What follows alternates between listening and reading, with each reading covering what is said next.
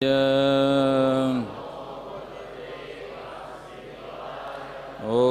Namo Bhagavate Vasudevaya. Om Namo Bhagavate Vasudevaya.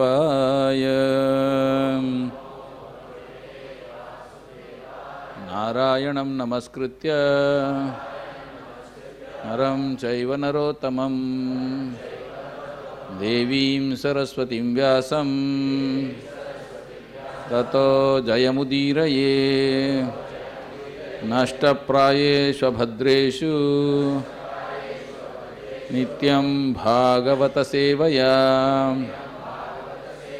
Bhagavati Uttama Shloke Bhaktir Bhavati Naishtiki Amajnanatimirandasya Jnananjana Shalakaya Chakshurunmilitam Jena Tasmai Shri Gurave Namaha Shri Chaitanya Manobhishtam Sthapitam Jena Bhutale Swayam Rupah Kadamayam Dadati Swapadantikam Vandeham Shri Guru Shri Yutapadakamalam Shri Gurun Vaishnavamscha Shri Rupam Sagrajatam Sahagana Raghunathanvitam Tam Sajivam Sadvaitam Savadhutam Parijana Sahitam Krishna Chaitanya Devam Shri Radha Krishna Padan Sahagana Lalita Shri Vishakhanvitamscha Nama Om Vishnu Padaya Krishna Preshtaya Bhutale Srimate Bhakti Vedanta Swami Niti Namine Namaste Saraswate Deve Gauravani Pracharine Nirvishesha Shunyavadi Paschyata Deshatarine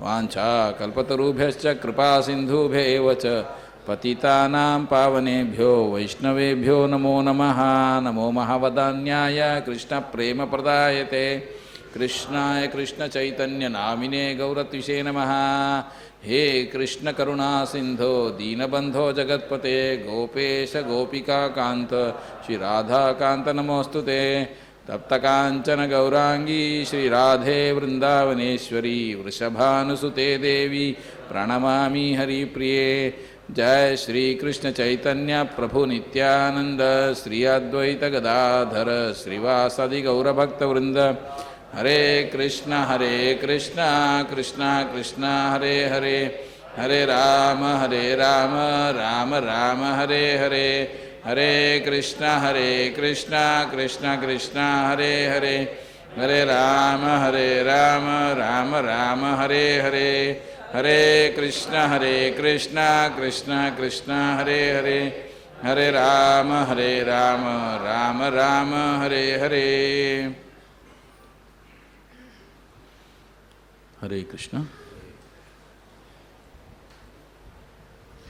So, after all that description of sweets, I know today being Ekadashi, it is literally very difficult for many devotees. What to speak of people in the outside world? Fasting is something so alien.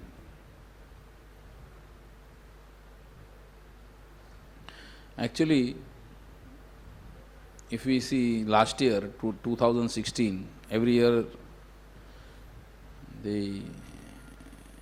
from Sweden they give out Nobel prizes in different disciplines. So last year the 2016 Nobel Prize for Medicine was given to one doctor from Japan, and this was for his research on a process or an activity which is within our body, which happens within our body, which is known as autophagy. Very strange term. But this autophagy is a natural process which occurs many times in case of starvation or when we deny the body nutrition or food. And this actual autophagy is important. Why it was given such a such a prime importance is because this process of autophagy within our body is important to prevent or to fight cancers, and also it plays a vital role in degrading and consuming cells within our body which are infected by bacteria and viruses. Like we know, most diseases are caused by bacteria or viruses. So this autophagy happens when there is starvation or there is lack of food. So now when science brought this forward, then we can understand that even in ancient India, since time immemorial, we have this practice of fasting. Especially Vaishnavas, as Vaishnavas, we fast on Ekadashis, which we are doing today. We are fasting for Varuthini Ekadashi. So every fortnight, one day in a fortnight, we fast. According to every individual's capability, maybe some devotees, they fast completely, even from water on every Ekadashi. Those who can't do that, they may take milk, fruits, water. So like that, different grades of fasting are there, but the basic idea behind the fasting is that we give the body a rest on a very gross level. The body is given a rest, and that time which we save is utilized for certain other activities. So this has been a practice. Now there are so many different sects and different faiths in India, but every faith and every sect has some sort of fasting practice. So in India it is a very ancient thing, fasting or starving the body of food, and therefore automatically we are inducing the body into this process of autophagy. And therefore, if we see traditionally, in India there was not so much, we don't have so much incidences of people having cancer or such diseases. But nowadays those incidences are on the rise, maybe because the incidence of fasting is reducing among the people. So many other things, but this is just one aspect. So if we see fasting as a spiritual practice, is not something which is restricted to India or which is restricted to this Varnashram dharma, or which is restricted to the Hindu religion as it is more commonly known throughout the world. Even in the various other great faiths of this world, like Christianity, they have fasting for Lent, which is a 40-day fasting. And what do? When they do this fasting, what is the process? Why do they do that? Because during the 40 days of Lent, the Christians remember the time when Jesus went into the desert to fast and pray before beginning his work for God. And similarly, we have for the Muslims in the faith, Islamic faith, the month of Ramzan, where the Muslims honor the time when they believe that God revealed the first verses of the Quran. And in this month, the Muslims atone and seek nearness to God by fasting and abstaining from vices. So we see fasting as a spiritual practice is not something which is very restricted to Hindu or India. It has got universal connotations. So fasting in any religion, whether we fast, so this fasting actually promotes good health. How? By purifying the body of various toxins which tend to accumulate in the body over time. Also, it reduces stress. So, therefore, fasting, actually what we do while we are fasting, we are actually promoting good health. That is just a very gross aspect. But also on a spiritual level, all the great faiths in this world, they promote fasting. Now, let us take this discussion to one step higher from fasting. Especially today, being a Sunday, is a holiday for everyone. And actually this word holiday can be broken up in a more proper way as a holy day. For many faiths in the world, even today, some faiths they observe when it is their holy day, like in the Jewish faith, when it is a Sabbath, they won't do any work. They will only do anything, they will only worship the Lord, and they will do activities which are related to worshipping and praying to the Lord, which is Saturday. Generally they observe it on Saturday. I know devotees who work for Jewish organizations or Jewish companies which are owned by Jews, and so for them Saturday is off. Saturday is a holiday, just because it's owned by a Jewish company. So even today, some of the faiths, they observe that holiday is actually as a holy day. So today being Sunday plus Ekadashi, so Sunday as a holiday is more, today is a holy day because it is Ekadashi. And why it is holy day? Because it is Ekadashi, because Ekadashi is also known as Harivasara or Madhava Tithi. Bhakti Vinod Thakur says in his bhajan, Shuddha Bhakata Charane Renu, he sings, Madhava Tithi Bhakati Janani. Madhava Tithi, or the days which are dear to the Lord, like Ekadashi, or the appearance day of the Lord, like Janmashtami. These days, Bhakti Vinod Thakur calls them as Bhakti Janani. They are like they give birth to devotional service. What exactly do we mean when we say they give birth? Or any activity which is performed to please the Lord on these days is especially potent. It helps us develop our relationship with the Lord.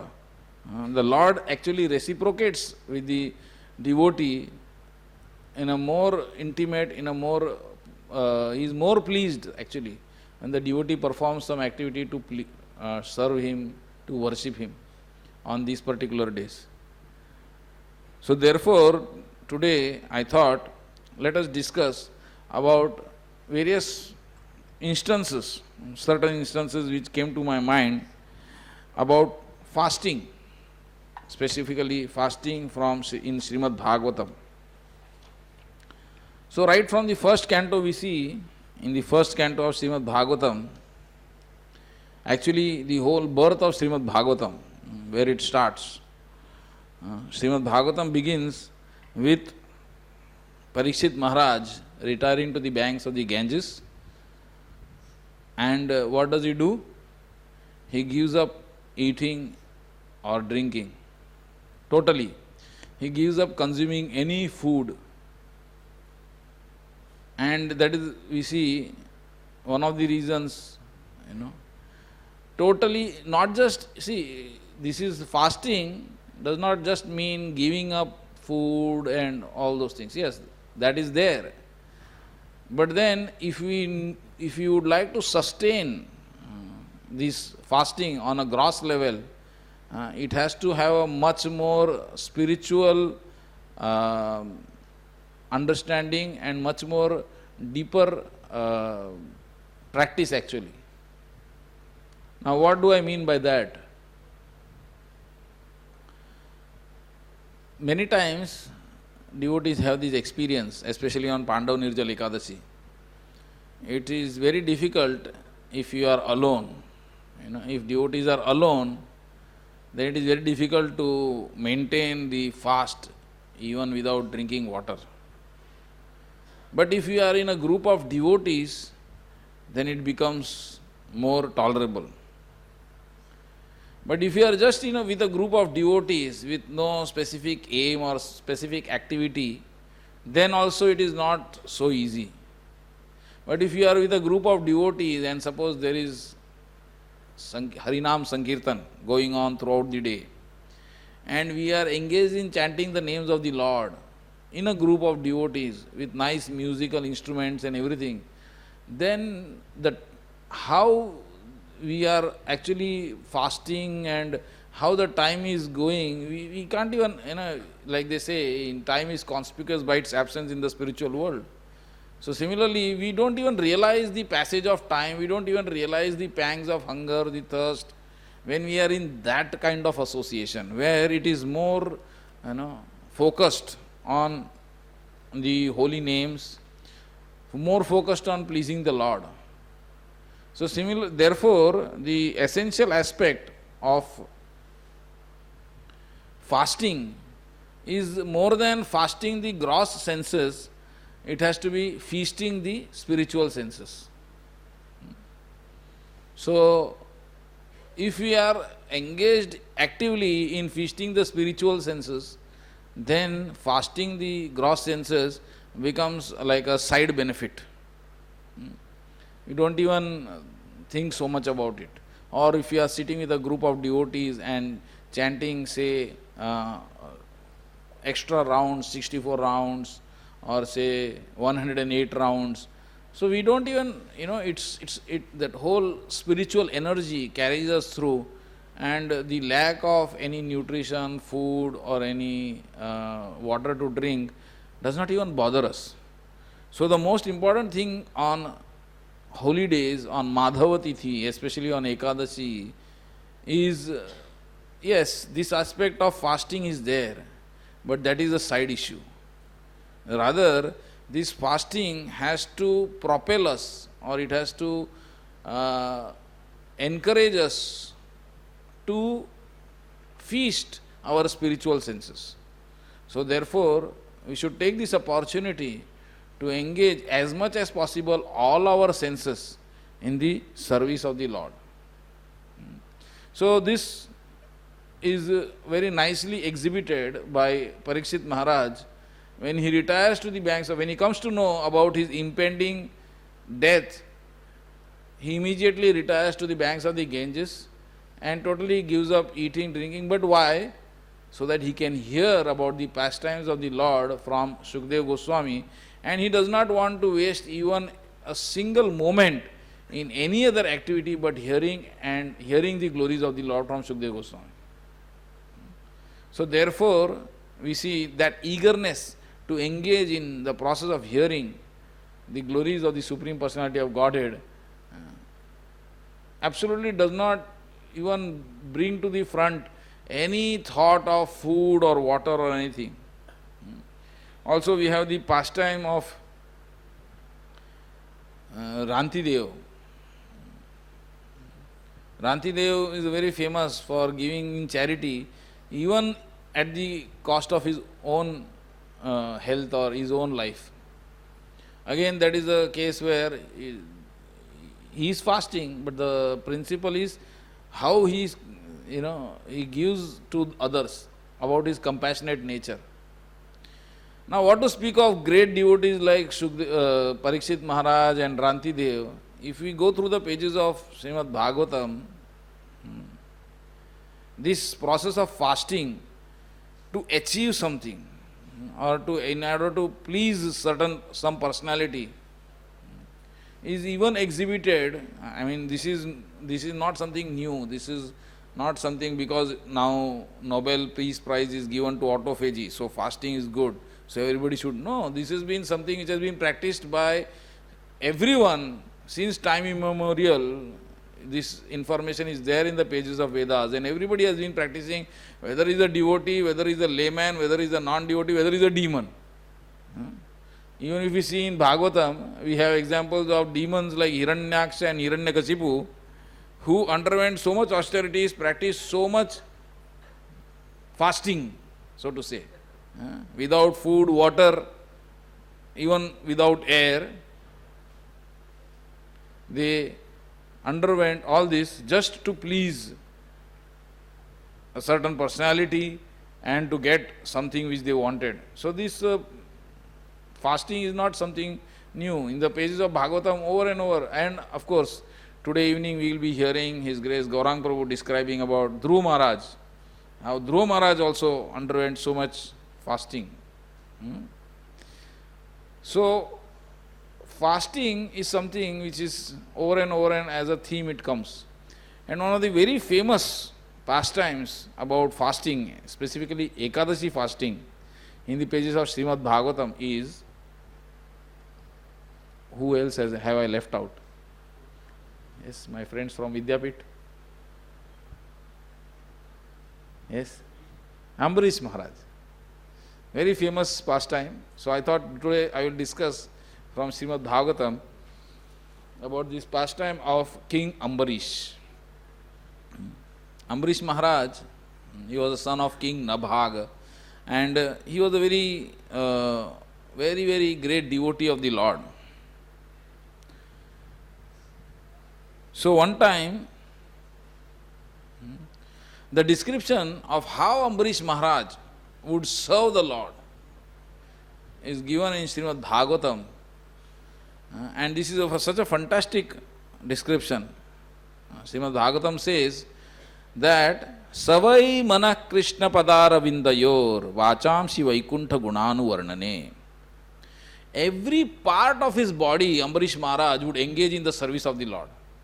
There would be no part, no sense organ or none of the parts of his body which would not be engaged actively in serving the Lord, in glorifying the Lord. So, beginning with Maharaj Ambarish always engaged his mind.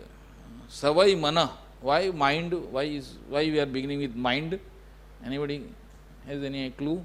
Mind. What is the description of mind in Bhagavad Gita? Lord Krishna gives mind. Na. Among senses, I am the mind. Of all the senses, I am the mind. So mind is the I would say enabling factor or the driving factor, driving force behind all the sense organs and all the working organs. So therefore, first Savai Mana Krishna Padaravindayor. So if this mind is properly engaged in the meditation or in thoughts of Krishna, then rest of the senses will automatically fall in place. So therefore, when we read this description of Ambarish Maharaj, how Ambarish Maharaj engaged all his knowledge gathering senses, all his active senses in the service of the Lord, the first description comes of how he engaged his mind. And how he did that was Savai Mana Krishna Padaravindayor. King Ambarish always engaged his mind in meditating upon the lotus feet of Krishna. And after that, Vachamsi Vaikuntha Gunanu Varnane. The tongue or his words, Vacha, he engaged in describing the glories of the Lord. Vaikuntha Gunanu Varnane, Guna Anu Varnane. And then his hands, Karau Harer Mandira Marjanadishu. He engaged his hands actively in cleaning the temple of the Lord. And Shrutim Chakarachyuta Sat Kathodaye. Shrutim means his power of hearing. He engaged his ears in hearing the words spoken by Krishna or about Krishna. Hearing the words spoken by Krishna is hearing Bhagavad Gita, and hearing the words spoken about Krishna is hearing Srimad Bhagavatam. So therefore, King Ambarish engaged his ears in hearing Bhagavad Gita, Srimad Bhagavatam. Then Mukunda Lingalaya Darshane Drushav. He engaged his eyes in seeing the deity of Krishna. Then Krishna's temples and Krishna's places.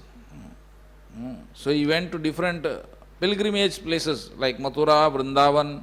So devotees go on yatra. Like this year we are planning to go to Mayapur. So this is how we engage our sense of hearing. And then Tadbhritya Gatra Sparashe Anga Sangamam. He engaged his senses of touch in touching the bodies of the Lord's devotees. Now touching the body of the Lord's devotees, can somebody explain what does it mean? Touching the bodies? Not just in a playful manner, but actively engaged in serving the devotees of the Lord. And in form of touch, like engaged in taking the dust from the lotus feet of the devotees of the Lord. Not in a playful manner, but in a very prayerful mood. And then, Ghranam chatat pada saroja saurabhe. Ghranam means the sense of smell. In smelling the fragrance of the tulasi offered to the Lord. So today morning, His Grace Sikshastakam Prabhu was just saying how even the great devotees of the Lord like Sanat Kumar are all liberated. This is a famous example. Just by smelling the tulasi which is offered to the lotus feet of the Lord, how great devotees are liberated. Like Sanat Kumar Prabhu, like Sanat Kumar. And then, Srimad Tulasya Rasanam Tadarpite. He engaged his tongue in tasting the Lord's prasad. He engaged his legs in walking to the holy places and the temples of the Lord. His head in bowing down before the Lord. And all his desires in serving the Lord 24 hours a day. So therefore, whatever activities Maharaj Ambarish performed was for the service of the Lord. He never desired anything for his own sense gratification. He engaged all his senses in devotional service in various engagements related to the Lord. And this is how, by his own example, Ambarish Maharaj showed us how we should increase our attachment to the Lord and be completely freed from all material desires. Because there was no opportunity for any of his senses to dwell upon his own material desires. Because he was constantly engaging them in certain activities which were directly related to the Lord's service or the Lord's glorification. So there was no opportunity for him to contemplate about, because everything begins from contemplation. We have these famous slokas from Bhagavad Gita, Dhyayato Vishayan Pumsa. When we start contemplating about the sense objects, then that whole series of activities happen. Dhyayato Vishayan Pumsa, Sangastesho, you develop attachment, and so on and so on and so on, until we completely get diverted from our original purpose, and that is to serve the Lord.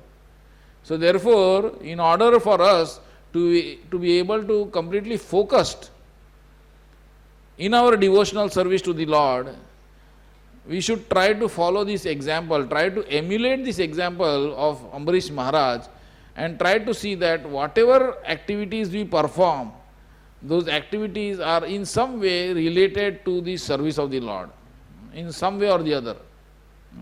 We may not be able to, we should not try to imitate Ambarish Maharaj in a very immature way, but we should try to emulate and pray to the Lord for guidance, so that we don't give any of our senses even a single opportunity to divert us away from the path of devotional service. This Ambarish Maharaj, he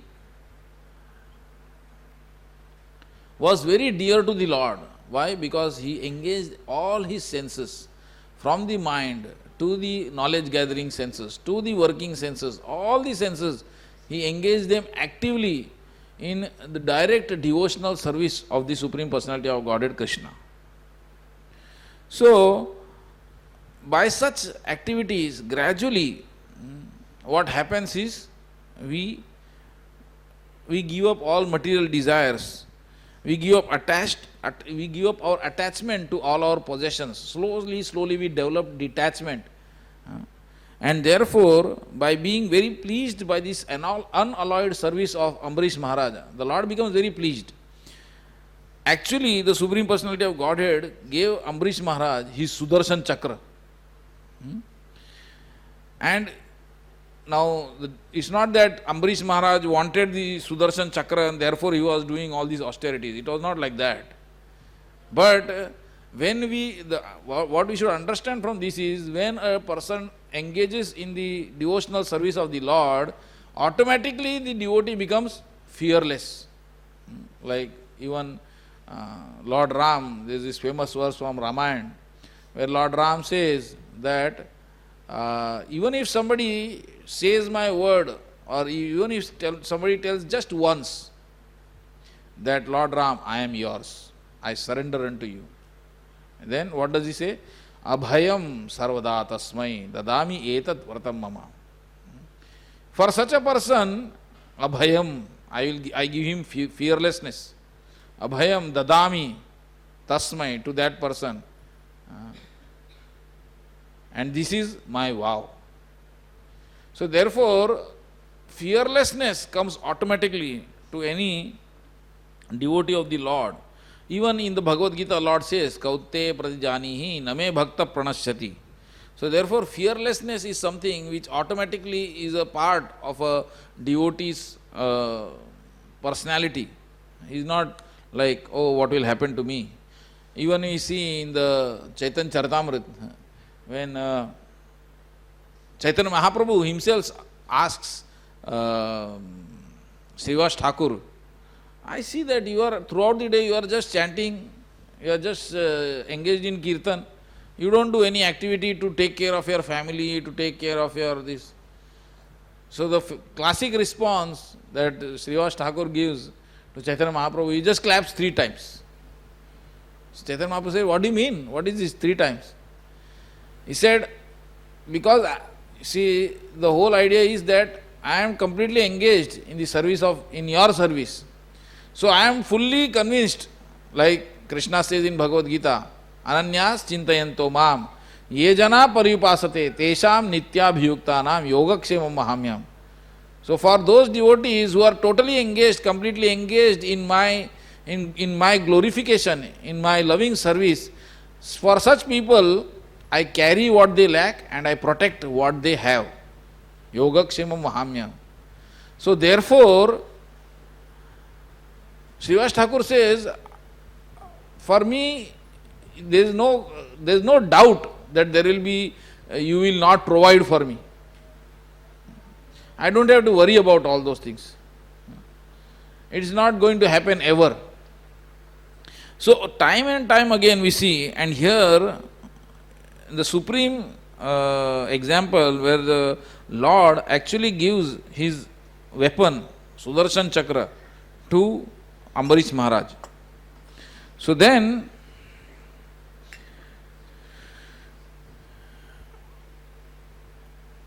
in order to worship Lord Krishna, Ambarish Maharaj along with his queen, they observed the vow of Ekadashi for 1 year.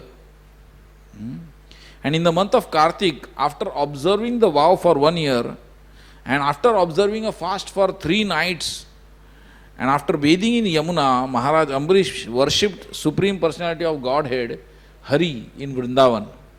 Sorry, specifically Madhuvan it is said in Srimad Bhagavatam, specifically.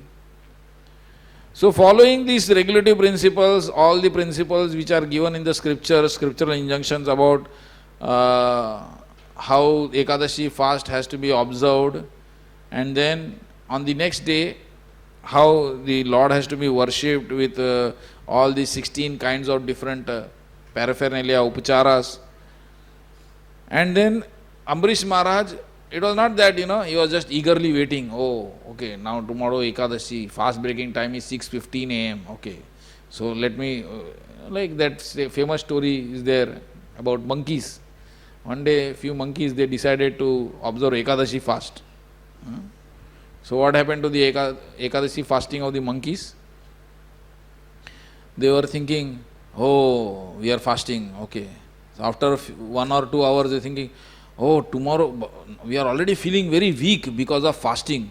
What will happen if tomorrow morning, we are so weak that we cannot move from where we are?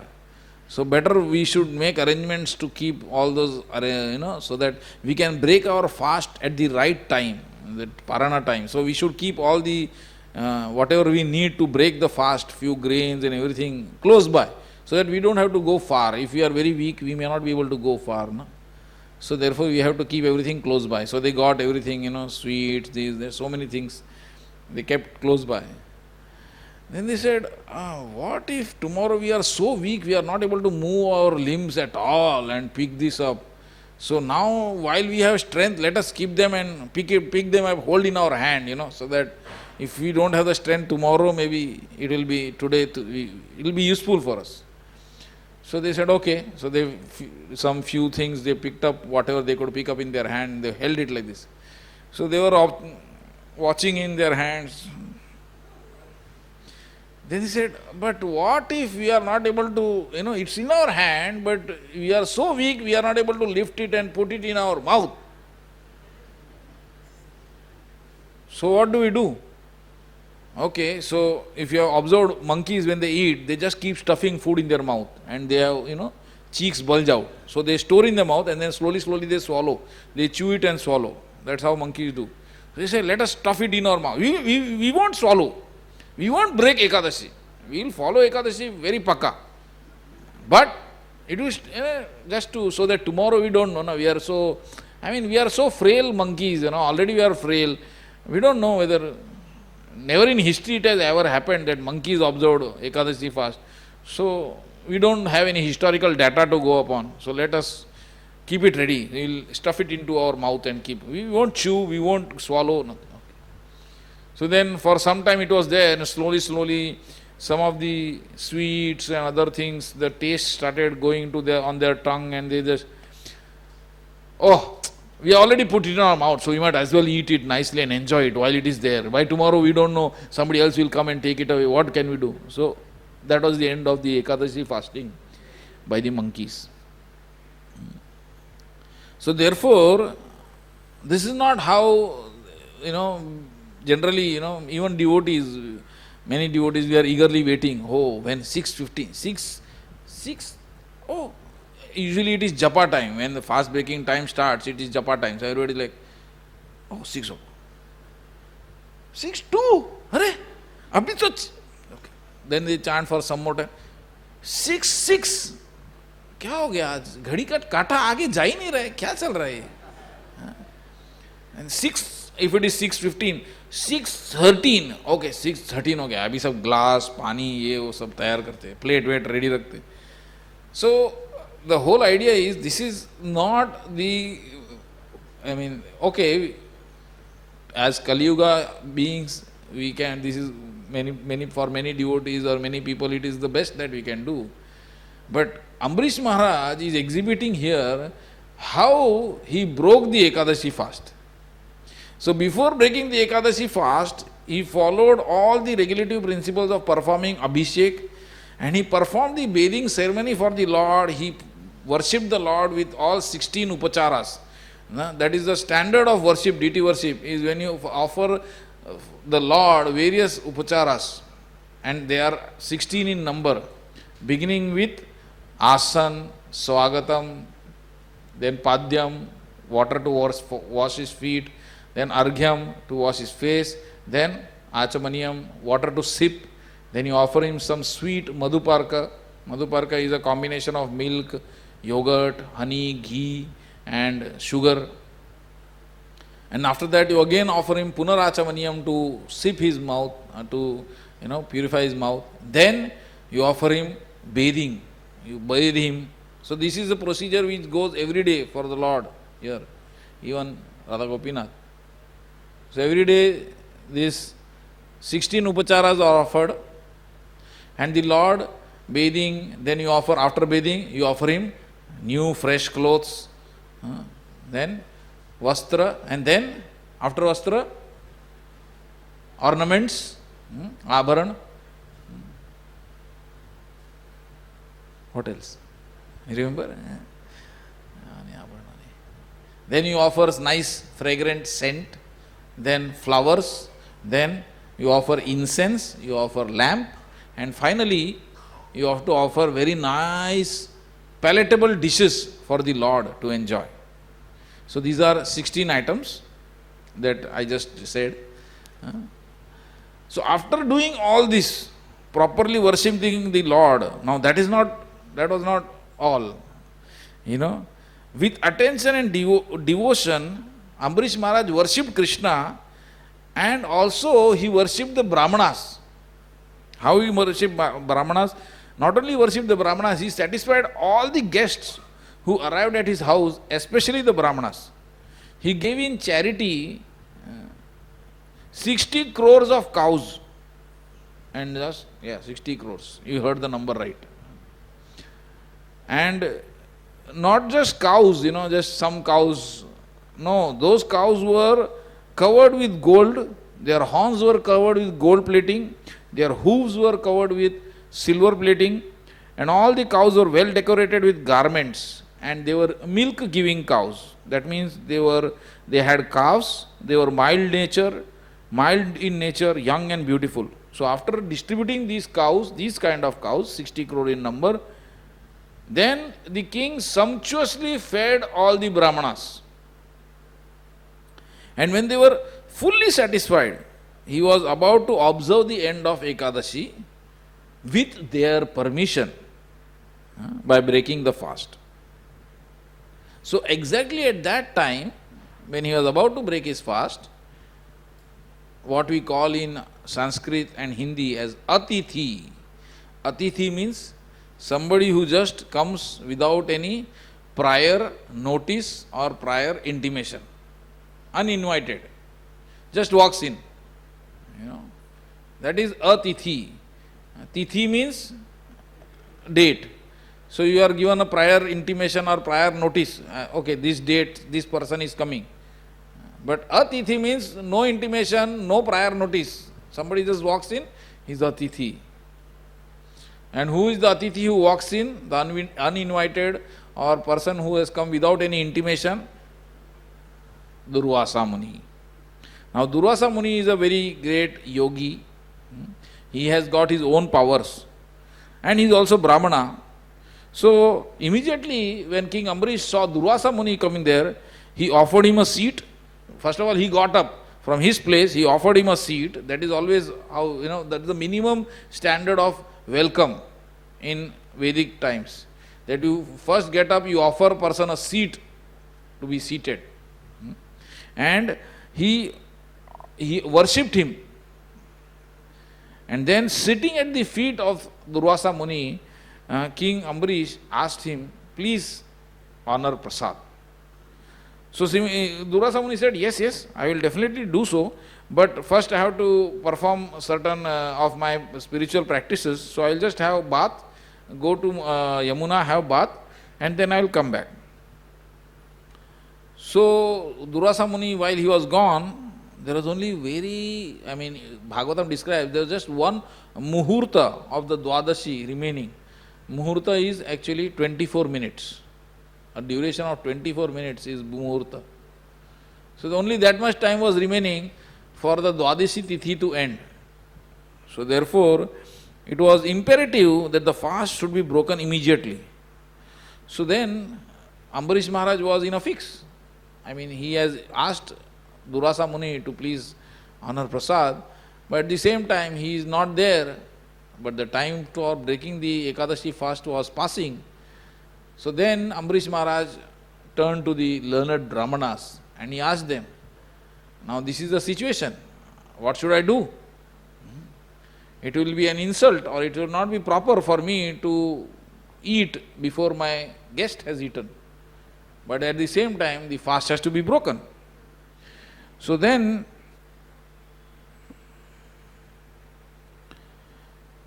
by consulting the Brahmanas and along with their consent, King Ambarish, he decides to break his fast by drinking water.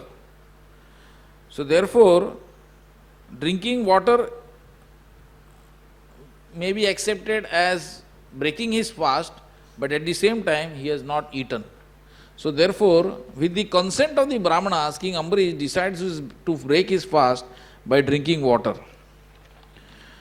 So then, after King Ambarish broke his fast by drinking water, he meditated upon the Supreme Personality of Godhead within his heart and waited for the return of Durvasa Muni. Now, Durvasa Muni, he performed all his ritualistic ceremonies which were to be performed at noon, and he returned from the bank of the Yamuna. The king received him very well, offering all the respects, but Durvasa Muni, he by his mystic power could understand that Ambarish Maharaj had drunk water. So Durvasa Muni was hungry already, but still he was also not only hungry but also angry. So Durvasa Muni, he spoke to Ambarish Maharaj and he started deriding him, started giving all kinds of, bad words. And he's saying that such a person, he is proud of his material opulence and his position. And he is transgressing the laws of religion. You have invited me to eat as a guest, but instead of feeding me, you yourself have eaten first. And because of your misbehavior, I shall show you something to punish you. So when Durvasa Muni said this, he uprooted a bunch of hair from his head and he created a demon from that hair, and he sent that demon to punish Ambarish Maharaj. Now we have already seen prior to this that Ambarish Maharaj had so much pleased the Lord that the Lord had given his personal weapon, Sudarshan, to Ambarish Maharaj. Now, not that because nowadays many countries they have all these first, what is that? Deterrence. One country makes one kind of missile, the other countries make a bigger missile.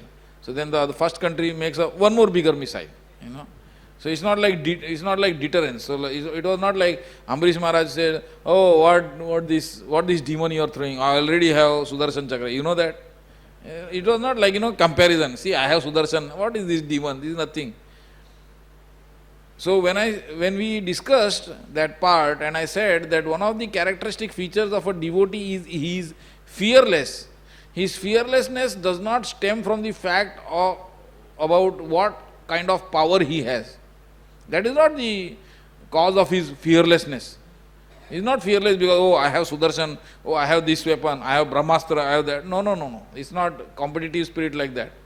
In today's world, we see like that, every country, when one country makes one missile, the other country says, we have to make a bigger missile. Then the first country makes one more bigger missile, just to counteract that, so that the balance is maintained, so that, the world remains in peace. Why? Because all the countries are making bigger and bigger missiles to keep the world in peace. It sounds funny. You make bigger missiles, bigger weapons, and what is the purpose? So that the peace is maintained. So Ambarish Maharaj, his reaction when this demon came to kill him is very classic reaction. The king, upon seeing this demon, was not at all disturbed, and he did not move even slightly from his position. And what happened? He was totally unconcerned. It was not that, I have Sudarshan. But the Sudarshan, because the Lord had given, and the Lord, it's not just like some, some wheel of some vehicle. If we have so many tires lying around, so those tires are not, suddenly they will not become active. But Sudarshan Chakra is a personality. Like we go to Srirangam or so many places, we have temples or altars specifically for Sudarshan. They call it Sudarshan Alvar, Chakrata Alvar. So that is a personality. So just like, it's not just like, the Lord gave him one disc, like some CD or some DVD. Not disc like that. Sudarshan means not like that. He is actually entrusted Sudarshan Chakra, that means the personality Sudarshan, to be with Ambarish Maharaj. So he's like a bodyguard. So bodyguard, when he sees somebody coming to attack the master, he doesn't have to be told, hey, wo attack kar raha hai, ab isko kuch karo. No. He will automatically react. So similarly, Sudarshan Chakra was there. He was there with Ambarish Maharaj, and when this demon came, Ambarish Maharaj was totally detached.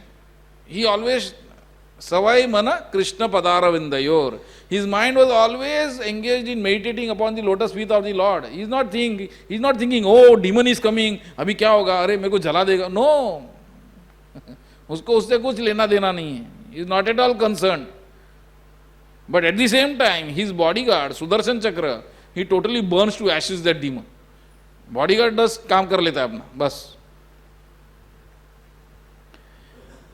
after killing the demon, after burning the demon, now Sudarshan Chakra is a, is a personality. So it's not like, you fire, somebody fires a bullet at you.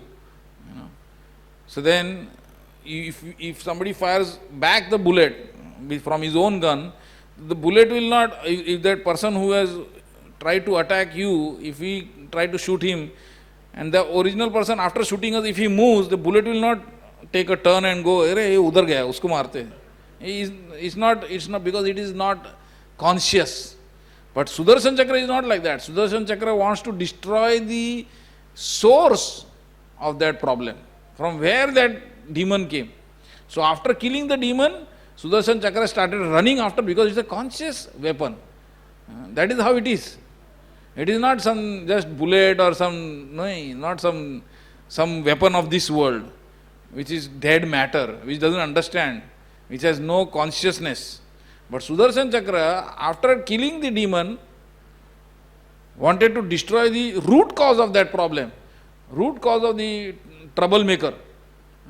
So started running after Ambarish Maharaj.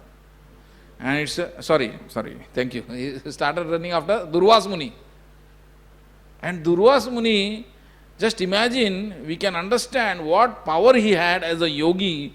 He started running all over the 14 planetary systems, and he ran right up to Satyaloka, and he went to Brahma, and he asked Brahma, "Please protect me from this heat of Sudarshan Chakra. I cannot bear it, it's burning me." And Brahmaji is just folding his hand and saying, "Sorry, wrong number. You have come to the wrong place. This is beyond me. Please carry on." So then he keeps running. He goes to Kailash. He goes to Lord Shiva, and he has the power to disturb Lord Shiva also in his meditation, and please ask him for protection. And then Lord Shiva says again, "Sorry, wrong number. Not possible. This is not possible even for me." So then, just imagine what kind of a yogi this Durvas Muni was. He went in his self-same body right up to Vaikuntha. And he goes to Vaikuntha. We just heard these small children, such nice pastime, we heard them perform. And we heard about Narad Muni going to Vaikuntha. But Narad Muni is a very special personality. Even Durvas Muni had got that kind of power that he could go to Vaikuntha. He went to Vishnu and he said, "Please protect me. Your Sudarshan Chakra is running after me. I cannot bear the heat." So, Sudarshan Chakra was given by Lord Vishnu only, Narayan only, to Ambarish Maharaj. And Durvas Muni is telling, "Your Sudarshan Chakra is running after me. Do something." And again Vishnu says, "Sorry, wrong number." Durvas Muni says, "Come on, this is your Sudarshan Chakra. How can you say I cannot do anything?" So then the Lord reveals the secret, how he can save himself. So then Lord Narayan says that my devotees, he says, my pure devotee is always within the, I am always attached so much to my devotees. Very famous verse from the Bhagavatam, he says, "Sadhavo hridayam mahyam sadhunam hridayam tvaham." My pure devotee is always within the core of my heart, and I am always within the heart of my pure devotee. Why? Because my devotees do not know anything else but me, and I do not know anyone else but them. So therefore, O Durvasa Muni, let me now advise you for your own protection. Vishnu is telling Durvasa Muni. And what advice he gives? By offending Ambarish Maharaj, you have acted with self-envy. Therefore, you should go to him immediately, without a moment's delay. And he is the only person. If you can satisfy Ambarish Maharaj, then there will be peace for you.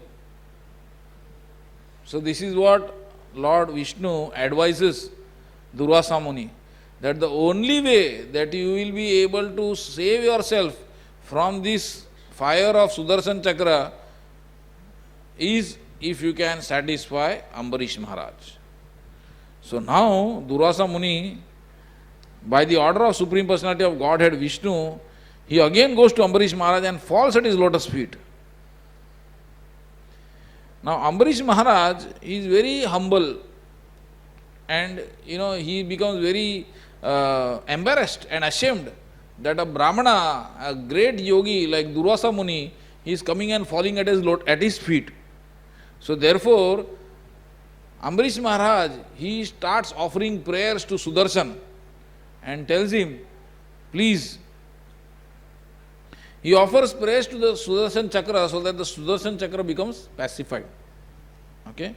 So now, when Ambarish Maharaj offered prayers to Sudarshan Chakra, the Sudarshan Chakra became appeased and did not kill Durvasa Muni. So therefore, when this happens, a few verses Durvasa Muni says, which are very relevant. Durvasa Muni says that, my dear king, today I have experienced the greatness of the devotees of the Supreme Personality of Godhead. What is the greatness of the devotees of Supreme Personality of Godhead? And what is that? Although I have committed an offense unto you, you have prayed for my good fortune.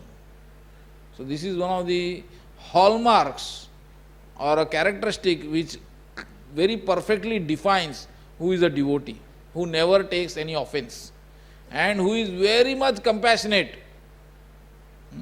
Aho ananta dasana mahatvam drishta madhyame kritagasopi yadrajan mangalani samihase. Although I have committed an offense, it's not that, that is the characteristic of a devotee. Devotee doesn't keep count. No. Devotees totally disregard any discomfort to them. This is what we have to aspire for. Again, I would like to repeat the disclaimer which I gave right at the beginning of when I started describing the pastime of Ambarish Maharaj. We have to try to emulate. We have to pray to the Lord that we should be able to emulate the characteristics of Ambarish Maharaj, the kind of devotional service that Ambarish Maharaj has performed.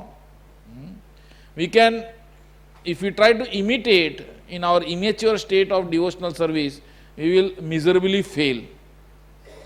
So this is a very high level of display of devotional attitude, and that is, Durvasa Muni says, this is a characteristic of a pure devotee. Although I have committed an offense,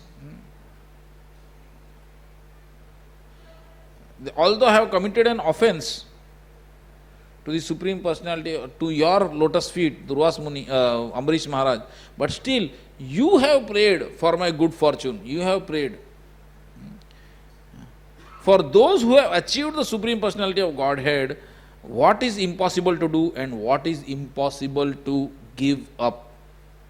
This is the second verse that Durvasa Muni says in his glorification of Ambarish Maharaj. First thing he says is that even though I have committed an offense unto you, you have prayed for my good fortune. And then, duskara konu sadhunam dustyajo va mahatmanam yai sangrihito bhagavan satvatam rishabho harihi. So for those pure devotees of the Lord who have achieved his lotus feet, what is impossible to do and what is impossible to give up? So in our conditioned lives, as conditioned living entities within this material world, we have always so many aspirations to do so many things in our life, to do so many things in our spiritual life, in our devotional life, in our material life, in our professional lives, in our careers, so many things. So here Durvasa Muni is giving us a slight hint, like even Bhagavatam we have the other verse also. Akamo sarva kamo va moksha kama udaradhi tivrena bhakti yogena yajeta purusha param. So whether we are akama or without any desires, we are totally desireless, which is rare, or We have so many desires. I want this, I want that, I want to achieve this, I want to achieve that, I want to do this, I want to do that, I want to do this also, or that also. So many things, which is more common or which is more the norm. So akamo, whether we are desireless or sarva kamova, we have all kinds of desires. Or we have desire for moksha, moksha kama udaradhi. We just want to be liberated from this material existence. Whatever be the kind of desire we have, what is the advice that Srimad Bhagavatam gives us? Tivrena bhakti yogena. Tivrena, by intense bhakti yogena, devotional service. Towards whom? Yajeta purusha param. We have to worship the Supreme Personality of Godhead Krishna through intense devotional service. Very clear, very emphatic. And again we see here,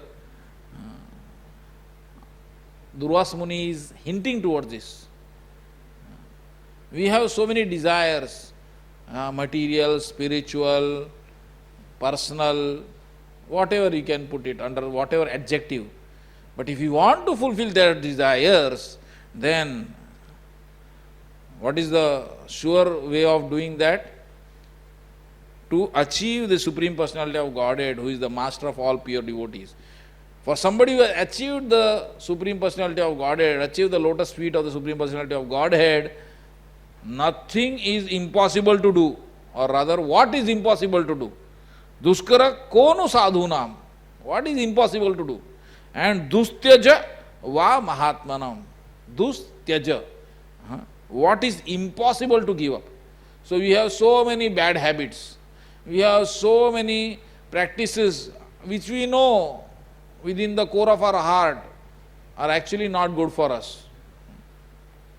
But we feel, oh, somehow it is so difficult to give it up. That's what actually a habit is. Like few devotees give this example. What is a habit? Habit is H-A-B-I-T. If you remove the H, still a bit, A-B-I-T remains. You remove A, still bit remains. You remove the B, still it remains. It just doesn't go away. It just sticks to you. And many times, even though externally we may be expressing a desire to give up something, it is our internal thing only that we keep holding on to it. And that is the reason why even in the 9 steps leading from Shraddha to Prem, the reason why this particular Anartha Nivritti stage is the longest. From Shraddha to Prem, if we see, Anartha Nivritti stage of our devotional service is the longest. Why? Because first and foremost,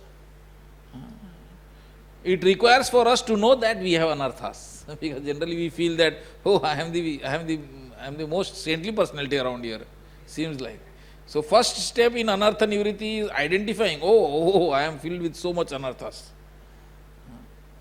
And after understanding that, the process of Nivritti, first of all we have to, most often we realize that it's not that we want to give up and the anarthas are holding on to us.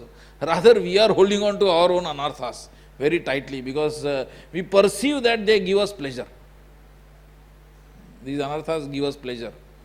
But this pleasure is only on the bodily platform.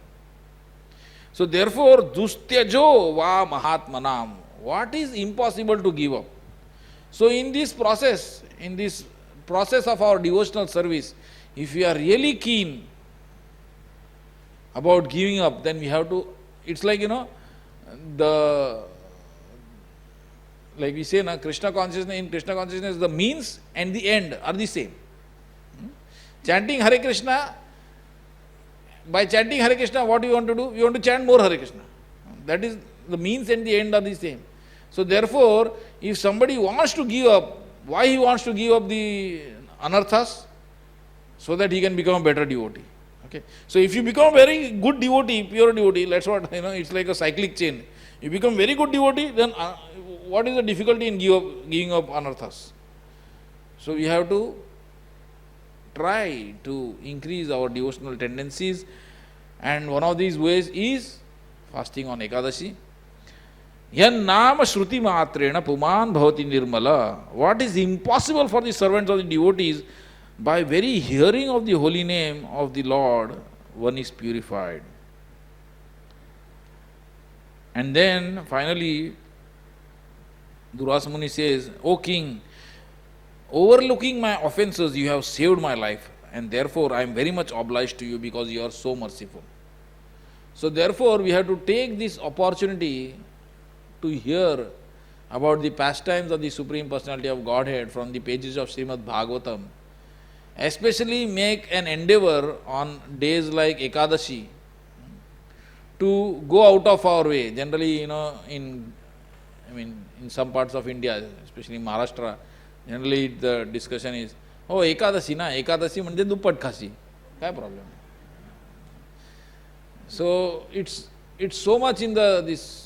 Even many times, sometimes if I am traveling somewhere and devotees ask to come for prasad at their place, and suppose it is Ekadashi. So sometimes I feel the Ekadashi prasad is more opulent and there is more variety than even on some other days. So the point being that we have to try to follow Ekadashi, and as I said in the beginning, it should be more of feasting for the spiritual senses and fasting for the material senses. So feasting for the spiritual senses, like all of us are sitting here hearing Srimad Bhagavatam. So Ambarish Maharaj has explained how to engage all the senses. So with the eyes we should take the darshan of the beautiful forms of the Lord. With the ears we should hear the glorious pastimes of the Supreme Personality of Godhead. We should hear the holy names. With the tongue we should always talk about the glories of the Supreme Personality of Godhead. Chant His holy names. With the nose we should smell the flowers, the tulsi which has been offered to the lotus feet of the Lord. In such a way we should always, from the touch, in all possible senses, we should try to engage more and more in the service of the Supreme Personality of Godhead, especially on days like Ekadashi. Because on days like Ekadashi, the Lord is more pleased when devotees foregoing or giving up some comforts, they try to please the Lord more. So therefore, we should take the opportunity of such auspicious days, Madhava Tithis like Ekadashi and the appearance days of the Lord, to engage more and more in the service of the Lord, to engage our spiritual senses in spiritual activities, and to fast the material senses. So I would like to stop here. Thank you very much. Hare Krishna.